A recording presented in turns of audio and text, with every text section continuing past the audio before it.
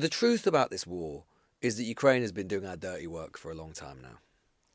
The truth is that it is probably, and this sounds a really hard thing to say, it is probably in Europe's strategic interest for Ukraine to continue to fight this war, basically for us, rather than there to be a bad peace deal.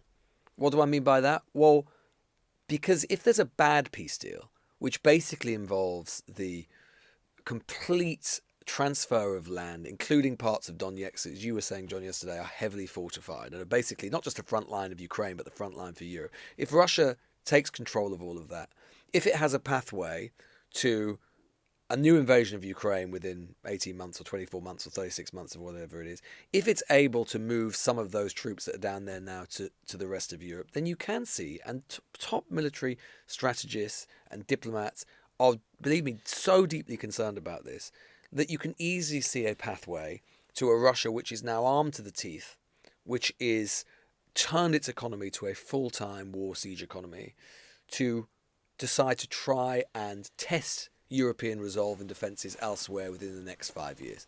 The truth is, what Ukraine has been doing is keeping Russian aggression, Russian materiel, Russian armaments bogged down in its own country. They've been fighting this war not just on their behalf, but on our behalf, effectively. That has been one of the reasons why we have tried to arm them. It hasn't been out of the goodness of our hearts. Yeah, there's been some solidarity there, but it's been about our strategic interest. So if Trump imposes or tries to impose a Putin-inspired bad peace, that is catastrophic. I mean, it's genuinely potentially catastrophic, not just for Ukraine, who could be consumed again relatively quickly, but for all of us. So that's what's at stake today. And that is what Starmer et al. Have to convince Trump of when they are at the White House. And I don't think that is going to be an easy job.